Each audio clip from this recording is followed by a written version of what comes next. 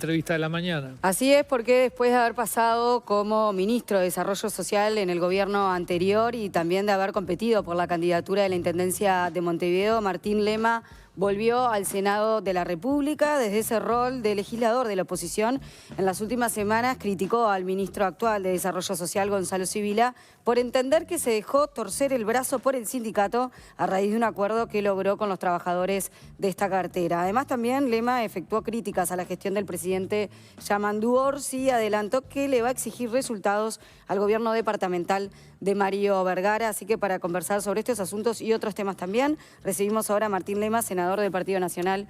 Muy buenos días, Martín, ¿cómo te va? Buen día, Bienvenido. muchas gracias, como siempre. Bueno, vamos a empezar conversando sobre este tema de los trabajadores del MIDES, que hay unos intercambios y informaciones que no siempre coinciden. Vos hablaste que a Gonzalo Sibila, de alguna manera, él se dejó torcer el brazo por el sindicato. Los sindicalistas a ti te reclaman que no tuviste la habilidad de negociar y concretar con ellos un reclamo que venían haciendo hace años ya. ¿Dónde te parás entonces en esta situación? Porque no daba lo que pedían, porque no se podía dar lo que pedían. Más allá de afirmaciones, la norma es la norma. Y cuando hay una normativa clara, se pueden dar diferentes posiciones, de las cuales hay que respetar, pero basta con ir a la norma o con ir a informes de carácter objetivo. Sí, ya le quebraron el brazo a las autoridades y hoy el MIDES tiene una conducción bajo también dominio sindical. Porque si a los 100 días o menos de 100 días de asumir un gobierno, en vez de estar promoviendo acciones que tengan que ver con la contención de los más vulnerables, se enroscan con diferentes acciones que tienen que ver con las corporaciones, yo no lo comparto. Las autoridades son las que están, legítimamente están, tienen una dirección, yo tenía otra dirección. Lo que sucedió, yo hace 1 año y medio que ni siquiera estoy en el MIDES, fue que hacía muchos años que se estaba reclamando un artículo en rendición de cuentas, por ejemplo, que habilite aquellos contratos que se iban renovando año tras año a poder convertirse en funcionarios públicos. Contratos de características de trabajador independiente que pasen claro, que sigan a ser una categoría de año tras contratación año. de funcionarios. Entonces, en un momento, creo que así lo han expresado, cuando tenemos una reunión, yo dije que no iba a generar ningún tipo de oposición. ¿Y por qué podía llegar a generar un tipo de oposición o manifestar una posición? Porque esos artículos se votan por legisladores, que yo también el periodo pasado fui ministro, pero también era legislador y tengo contacto con los legisladores.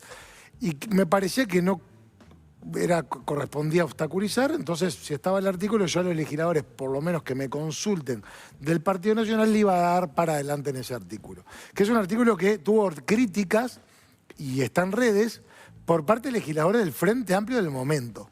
Un artículo para que pasen a para ser que puedan funcionarios. regularizarse, o sea, pasar de los contratos que tenían de renovación año tras año a ser funcionario público formal. Con todas las ventajas que tiene ser funcionarios públicos y con todas las exigencias, porque si no, no sirve. Entonces, prospera ese artículo en esa rendición de cuentas. Algunos libremente optan por ser funcionarios públicos y otros libremente optan por no ser funcionarios públicos de acuerdo a las características. Quienes optaron por ser funcionarios públicos les aplica los beneficios de los funcionarios públicos, desde la inamovilidad y todas las características que conocemos, y también le rige, por ejemplo, el Estatuto del Funcionario Público, que es una ley del gobierno de José Mujica del año 2013 que exige las 8 horas.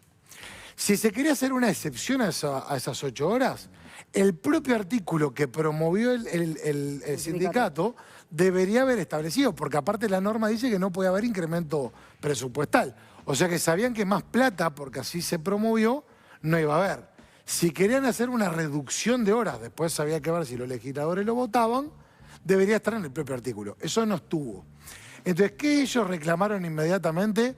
Y de las primeras medidas una ocupación que yo no estaba dispuesto a aceptar, porque el trabajo tenía que seguir. Me parece que falta un elemento. Como contratados tenían 6 horas. Sí, claro. Entonces, y ellos podían seguir como contratados. claro, y algunos hubo 70, dijeron. Hubo algunos que dijeron, quiero seguir con 6 horas en el régimen que tengo. Y 251. otros que dijeron, 251 que quiero ser funcionario público con todas las ventajas que eso lleva. Ellos dijeron que aceptaron pensando en pelearla luego, Bueno, bajar de 8 a 6. pero si vos aceptás pensando, pero aparte antes de que acepten, hay noticias de prensa que yo marco de que el que quería ser funcionario público tenía que hacer 8 horas. Y aparte, le voy a decir otra cosa. La ley es la ley. Pueden ver el estatuto de José Mujica en el año 2013. Para hacer una excepción, se precisan 2 cosas. Están en un artículo de texto expreso. Que haya una razón de servicio y que haya un informe de Oficina Nacional de Servicio Civil. Razones de servicio yo no tenía porque la atención había que fortalecerla, no disminuir en horas. Y el informe de Oficina Nacional de Servicio Civil, que lo pidió la Contraloría General de la Nación, estableció, no estoy hablando del MIDES, que tenían que hacer 8 horas. Y ese informe fue entregado al sindicato. Entonces tenían todas las cartas arriba de la mesa. Conmigo tenían que trabajar las 8 horas. Está bien, pero una de las cosas que ellos plantean es que cuando se los pasa a las 8 horas, no se les paga por 8 horas, se les paga por 6. No, no se los pasa. Acá ellos se eligieron y otros no. Bueno. El que eligió mantener las 6 horas Sí. con el mismo salario, lo pudo seguir haciendo. El que eligió ser funcionario público cambia las características, Paula. No es lo mismo cuando vos tenés un contrato de características que te lo pueden rescindir en unos meses que cuando vos tenés la inamovilidad de funcionarios públicos, Claro. que el salario ya integra las compensaciones correspondientes, que tenés la garantía de la estabilidad laboral. Entonces, así como accedes a una cantidad de beneficios, te aplica la norma. No puede ser que todo el tiempo se esté protestando para trabajar menos. No digo que sean todos, porque en el MIDES hay excelentes funcionarios y también tenemos representantes que intentaban permanentemente que se trabaje menos. Conmigo eran las 8 horas. Con estas autoridades ya vemos que tienen un criterio distinto, porque aparte se da una contradicción. Pero ¿qué pasa? Una Pero me institución queda la como duda. el Ministerio no es un fin en sí mismo. La prestación que tiene que dar el MIDES es a las poblaciones, o sea, el eje tiene que estar en las poblaciones. Y acá se está hablando de una reducción horaria, cuando se está hablando de que se necesita más personal. Una reducción horaria y una compensación retroactiva a estos Bueno, meses que estuvieron eso trabajando para mí es 2 un horas dispar- más Eso para por mí un es mes un de licencia. disparate. Y yo no sé en qué marco legal las autoridades están haciendo entrega de horas de día de licencia 30 a habían cambio dicho. de desistir en un juicio. Fíjense el precedente. Estamos hablando que en la administración pública, con la plata de todos, las autoridades del MIDES le están diciendo a la gente: desistí del juicio que nos estás haciendo, yo te entrego día de licencia. Eso es lo que está pasando hoy. Pero ¿con qué argumento pudo entonces el ministro Sibila aceptar bajar a 6 horas si acuerda la ley no estaría habilitado para hacerlo? Le estamos Porque la haciendo un pedido de informes, porque aparte... Pero fíjense, por eso digo que más allá de los fundamentos o las posiciones, el repaso de los hechos, creo que acá el sindicato reconoció que el artículo lo promovieron ellos. Eso quiere decir que promovieron con 8 horas. que decís. promovieron... No, el artículo está en rendición. En rendición se de explicó. cuentas, sí, sí. Claro. Sí. Si Que era el funcionario promovieron público con ellos beneficios establece a y texto expreso que no hay un incremento de recursos. O sea que el propio artículo está así. Ese artículo no habla nada de las 6 horas. O sea, lo que ellos mismos promovieron no habla nada de las 6 horas. Y el Estatuto de Funcionarios Públicos está en la normativa vigente y establece las excepciones. Yo cuando te decía a vos, Paula, que no es que la administración le dijo, ahora pasás a hacer 8 horas y seguís cobrando No, pero 6. capaz que el razonamiento... estás habilitando, pero ese razonamiento había que haberlo tenido antes. No, pero el razonamiento imagino que desde el sindicato era pasemos a las 8 horas, pero ajustamos la diferencia. ¿Y por qué no le pusieron el artículo? ¿Por qué no está en rendición de cuentas? ¿Por qué no hablaron con legisladores para que eso se contemple? En todo caso, es un tema normativo. Y acá no solamente fue el MIDES, había otras instituciones que estaban en la misma. E insisto, se los mando a ustedes. Creo que fue el 23 de octubre del año 2023. La Oficina Nacional de Servicios Civílicos que tenían que hacer las 8 horas. Por más que a algunos les cueste, por más que no lo quieran hacer, se deben a las causas. Tienen que ver con temas de mucha sensibilidad. No puede ser una insistencia de algunos representantes para trabajar menos. Tienen que trabajar lo que tienen que trabajar, porque hay gente que está sin trabajo, que le encantaría tener la oportunidad de la inamovilidad, de tener un trabajo en la función pública, de poder servir a las causas más vulnerables, y no tienen la oportunidad que algunos sí la tuvieron acá. Entonces tienen que trabajar y punto. Me genera, ahora vamos a escuchar un fragmento de lo que decían ayer los trabajadores para que quede más claro para el que no lo vio. Me genera la duda de si estos trabajadores que pasaron a la función pública, que trabajaban 6 horas y pasaron a trabajar 8 sin modificaciones salariales, cobran lo mismo, cobran lo que está estipulado para esa función. Lo que pasa es que se aplica, o sea, ellos lo optan por eso. Sí. Pasan a la función pública. El salario pasa a ser de función pública. Que no tiene un aumento, está en el artículo que ellos mismos promovieron. Pero ganan menos que otros que hacen la misma tarea. Hay que ver caso a caso, porque acá, en el caso de lo que eran las compensaciones fictas por aguinaldos y demás, pasa a ser parte del salario. Entonces hay que ver caso a caso. Pero más allá de todo, Paula, cada trabajador hace la evaluación de si le conviene o no le conviene. Algunos entendieron que convenía y dieron el paso para ser funcionarios públicos. Otros tantos entendieron que no convenían y mantuvieron el vínculo de trabajo que tenían. Se estarán arrepintiendo ahora. ¿Cuál es su problema? Bueno, Se estarán arrepintiendo. pero aparte, porque- insisto, estamos hablando que acá se están ofreciendo días de licencia para desistir de un juicio. Cuando está la normativa que es clarísima. Y yo quiero saber cómo y en qué se basan las autoridades para ofrecer licencia, que también está regulada por ley, a cambio de que desistan de hacerle un juicio al ministerio. Vamos a escuchar lo que decían ayer los trabajadores para ver las dos posiciones al respecto y seguimos conversando. O el ministro está mintiendo de una forma flagrante porque conoce esta situación, o el ministro tiene un nivel de desconocimiento de lo que pasaba en su gestión que es absoluto, que la verdad sería preocupante. La afirmación que los funcionarios pasan de trabajar 8 horas a 6 y se les paga por 8 es absolutamente falsa. Estas trabajadoras y trabajadores, en el MIDES tenemos, como en todos los organismos, una escala salarial. Una escala salarial que pone un salario y que se prorratea si son 6 horas o si son 8 horas o si son 7 horas, porque hay distintas modalidades, pero el salario es ese. Estas 251 personas fueron contratadas por 6 horas, muchas de ellas por llamados hechos por esa administración, fueron contratadas por 6 horas y se les pagaba 6 y estaban en la escala salarial MIDES de 6 horas. Cuando pasan a trabajar 8 horas por el capricho del ministro, se les mantiene el salario de 6, entonces quedan en la escala salarial de trabajar 6 haciendo 8. Trabajando 8. Y lo que hacen ahora es volver a hacer 6 horas manteniendo su salario en la escala salarial de 6. Por eso Entonces, la compensación de los días que se les da por haber por eso, trabajado gratis, los días que se les da, la compensación de los días es para evitar el juicio en reclamación que nosotros veníamos haciendo por el acumulado de esas 2 horas diarias que se venían haciendo.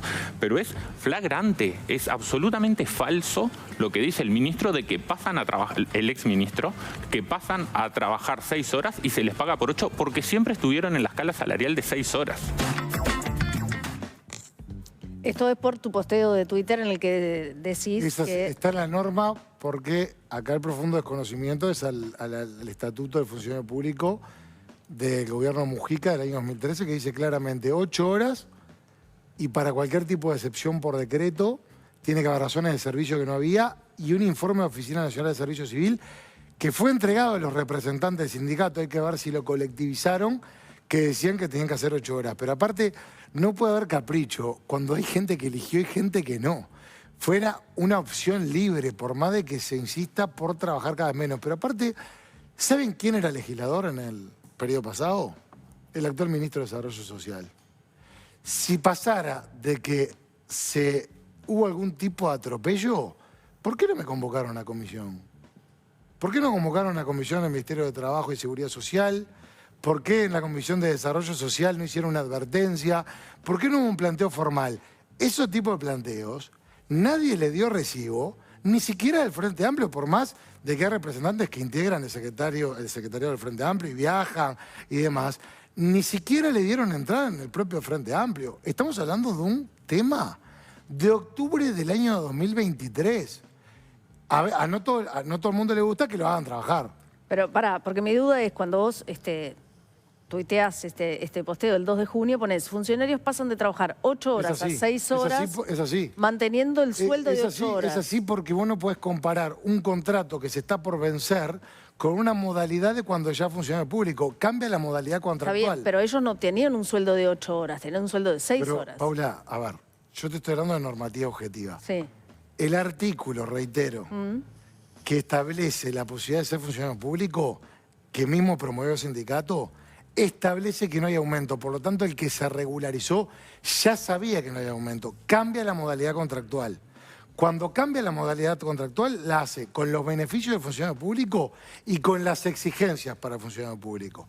En ese cambio de modalidad contractual libre y voluntario, la persona empieza a tener el régimen de 8 horas.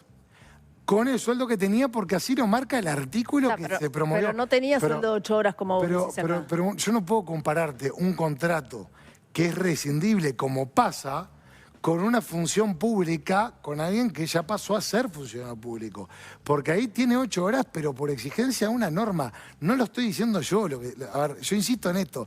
Vos podés ir, por eso te estoy diciendo la evidencia normativa, porque si no parece un tema de posiciones.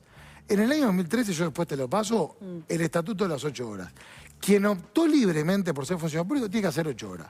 Con el sueldo que venía, porque así marcaba una norma que promovió el propio sindicato y hacía mucho tiempo que estaba existiendo. Entonces pasó a ser 8 horas con todos los beneficios del funcionario público. Si vos a esa realidad en la función pública le bajás, ¿tá? No sé cómo, porque la Oficina Nacional de Servicio Civil había dicho otra cosa. No sé qué razones de servicio habrá, porque se está diciendo que faltan más funcionarios.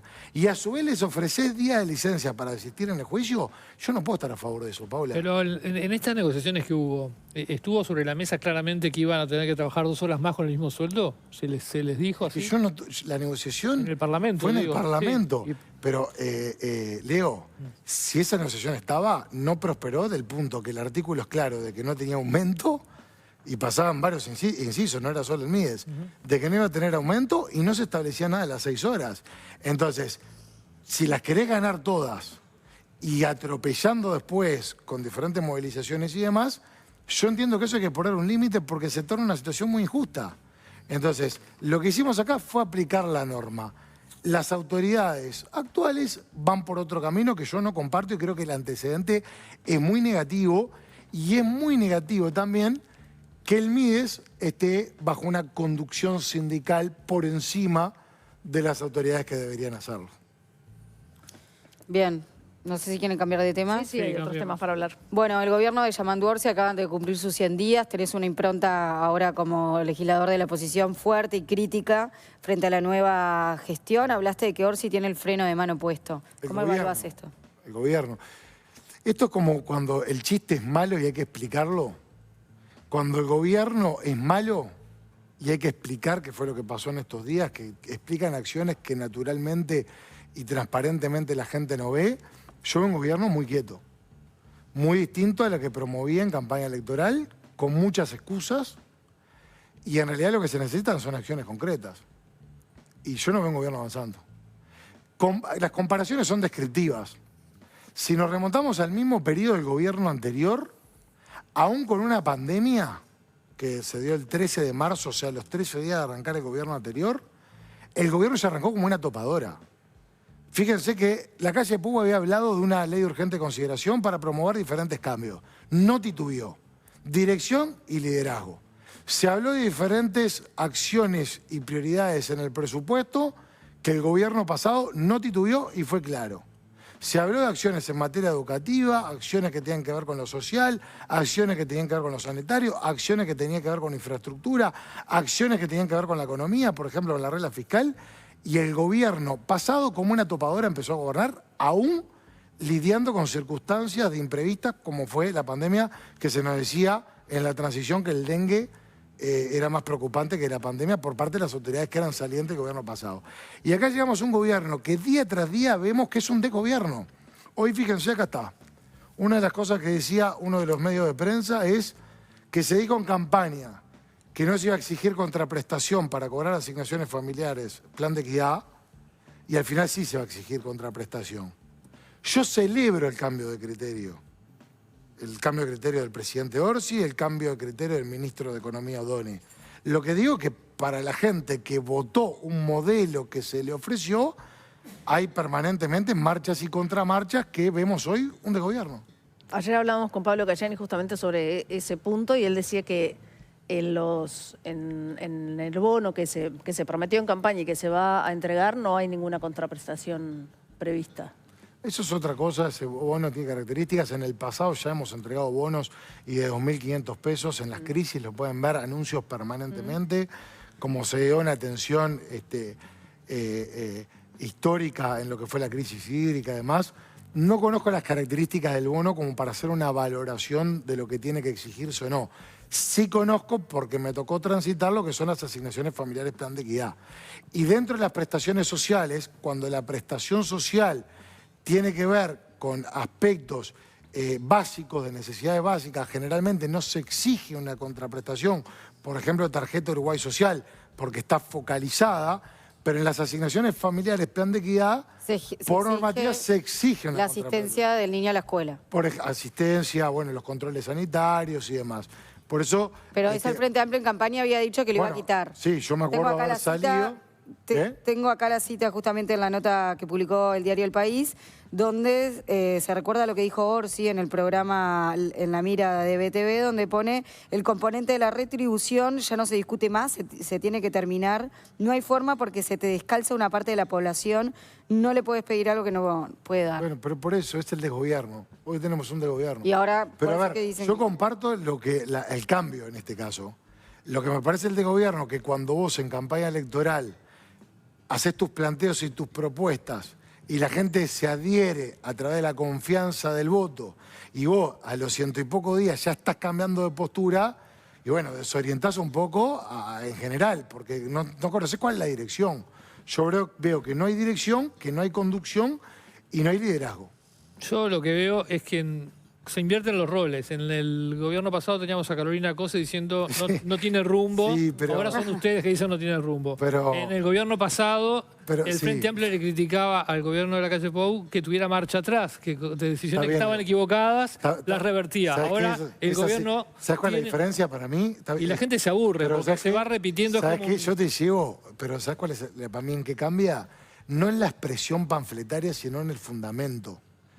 Yo no te estoy diciendo no hay dirección. Yo te estoy justificando, fundamentando. Son algunos elementos. Pero pará, Leo. Una cosa para mí cambia porque vos podés llegar a una conclusión o podés hacer una afirmación, pero cómo el argumentazo fundamentás es lo que le da sentido a la afirmación. Yo no estoy encaprichado en decir hay falta de rumbo, como decía Carolina Cose, sin explicar cómo.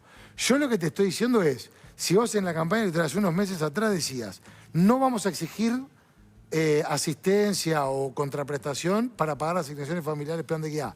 Y a los 100 días de gobierno cambiás, yo ahí te estoy hablando de la falta de dirección basada en la evidencia de un argumento. No estoy entrando en una frase panfletaria o superficial. Lo que pasa que... Entonces, no, yo lo que te estoy haciendo es una valoración de lo que yo veo como... Pero te voy a decir la buena, porque esto capaz que... El otro día el discurso en el premio de Ana Frank que dio el presidente Orsi, me pareció muy atinado y muy bueno y muy positivo para el Uruguay. Yo no estoy en esa de que todo hay que criticarlo y demás. Hay que tener una moderación, pero sí, no voy a dejar de señalar cuando hay marchas y contramarchas que desorientan, que muestran la falta de conducción, la voy a señalar. Y cuando me complace escuchar, en este caso al presidente, al lado de dos expresidentes, la calle Pou y Sanguinetti, mostrando una imagen del Uruguay que a mí me encanta, que creo que es una joyita que tenemos, también lo voy a destacar, porque esto no se puede ser mezquino. En este programa, Carolina Cose, ustedes le preguntaron qué señalaba positivo el gobierno pasado, y me acuerdo que no encontraba nada. No, yo te puedo señalar cosas positivas. A ver, por ejemplo... Te estoy diciendo una de hace unos días. Bueno, pero eso es un premio. Bueno, pero no es una presentación. No, pero la presentación internacional de cómo se mostró institucionalmente Uruguay, de la mano en este caso también del presidente Orsi, obviamente, con un Lacalle Pou acompañando a pesar de la diferencia, lo mismo el presidente Sanguinetti, pero creo que ahí corresponde el mérito a los tres. Y eso es un trazo horizontal de un enfoque partidario. Y ahí te estoy hablando de una ¿Pero qué aspecto positivo ves, también particularmente en la figura de Yamandu Orsi? Lo vi más moderado en algunas declaraciones que se dieron en política internacional, con otro tipo de declaraciones. Después hay que ver, porque en realidad... Cuando vos analizás un gobierno, no analizás una conducta unipersonal, más allá de que obviamente el presidente de la República es quien tiene más responsabilidades. Obviamente que como todo gobierno requiere una cantidad de tiempo para hacer una valoración muchísimo más profunda del estado de situación. Yo no puedo ser concluyente a los 100 y pocos días. Hay señales que no me dejan tranquilo en esa conducción. Pero no, vos decís que no puede ser concluyente, pero decís que el gobierno no tiene rumbo. Yo dije que se ve un desgobierno en diferente, pero Paula, si vos llegás a tener la oportunidad de gobernar bajo ciertas premisas que a los pocos días entras a cambiar y cambiar y cambiar, lo que está mostrando ahí es una ausencia en la conducción y el liderazgo. Yo puedo ya ser concluyente, decir, es un gobierno que va a ser carente de conducción, de liderazgo, de logro, y no puedo ser concluyente, porque entre otras cosas yo deseo que le vaya bien. Entonces también está esa parte aspiracional de querer que se corrija. Pero que hay diferentes acciones que obviamente generan una cantidad de dudas, genera una cantidad de incertidumbre, me parece que es claro. ¿Qué te parece que te faltó para llegar a ser intendente de Montevideo? Capaz que tiempo. Capaz que tiempo. A ver, el pronunciamiento está, hay que respetarlo. Quedamos a la menor distancia de las últimas décadas.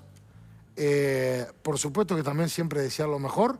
No es una gestión la de Mario Vergara que debuta. Mario Vergara tiene que empezar rindiendo cuentas, cumpliendo lo establecido en campaña electoral y no pudiendo establecer una sola cosa porque acá se decidió por continuismo.